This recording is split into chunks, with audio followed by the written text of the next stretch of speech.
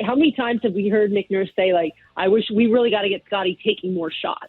That's one of the most endearing things about Scottie is that number 4 pick comes into a pretty competitive team. It never came in with this, like, I'm going to force and it's my turn.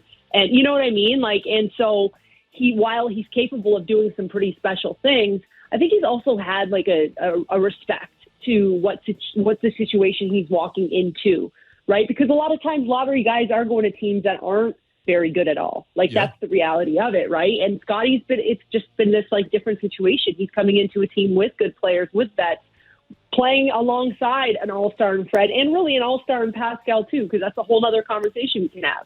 So, I mean, when you look at these Rookie of the Month, and I mean, I think these conversations are going to start now. They can start happening, right? Now we're into March. And I mean, I just kind of went through this with like, I was doing my ACC conference voting and all that stuff. And for me, winning's important. I'm not saying you have to be on the best team to qualify for Rookie of the Year, but I think you've got to be in the postseason. And that's why I think right now it's going to be a Scottie and Evan Mobley run. I mean, Josh Giddey, Cade Cunningham, they're freaking great basketball players. Yep. But I mean, they're just on like really poor record teams. And for me, I have a hard time like saying that should be the Rookie of the Year. Then are they potential MVPs down the line? Absolutely, at least all-stars. But when you look at a guy like Scottie, he's like the only rookie. I think he's averaging over 15 points, but he's shooting over 50% from the field. Mm-hmm. And that is exactly like, to me, that's where the conversation ends. This is a guy that's playing on a winning team that is impacting winning, but he's doing it efficiently. He's playing with other people. And to me, like, that's just like total package type of player. So you're seeing that emerge as other guys have kind of had to, for especially like health, heavy load minutes, whatever it may be, kind of take a bit of a step back. You see Scottie, and especially that first half in Brooklyn. I mean, he was unreal. He had like 7 offensive rebounds in the first half. It's kind of like he's definitely, there's been moments where it's like, all right, we need someone to get something going, and it has been the rookie Scottie Barnes. And I think that's just been the most fun thing, just watching where he is at this point in his career. Yeah, and it's been interesting. I'm glad we got to talk about Scottie. No, it's great. And I think more than anything else, I think, we can break down his game, but I think that what Scottie's shown you over parts of the season in all these sort of different 20-point breakout games, and he's had 5 block games. He just impacts the game on multiple levels. He plays sort of every position that the team asks him to. But I think the most impressive thing is exactly what you said. Like, the Raptors have had a lot of injuries this season, right? You saw extended stretches at the start of the year with no Pascal. He was coming off the shoulder surgery. Then you had right away OG Anunoby going off with a hip pointer, and now he's still out, right, again, with the finger injury. So, you've seen at times Scottie have to step into bigger roles. And I thought that Nets game, that win, I mean, I understand it was against a weakened Nets team. A lot of those guys were that's not a usual Nets team, let's just be real. But at the same time, like, you still had to go out there and win that game against a lot of established vets in this league.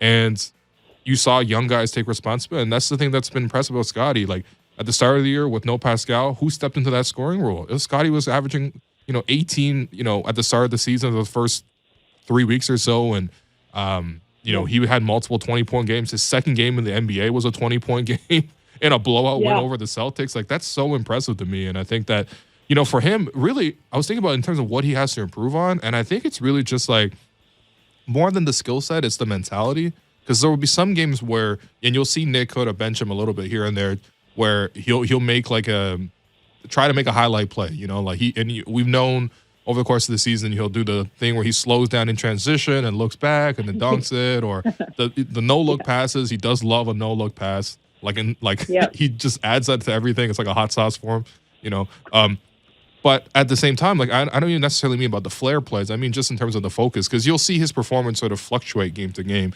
where you'll see like these dominant showings, which is what he's been showing since the All-Star break. But you'll also see games where you'll have like 7 or 8 points and it's not that involved in the offense, and maybe pick up a couple fouls. And it's just like finding that consistency, because I think it's already in him right now just to like dominate the game, even as a rookie, right?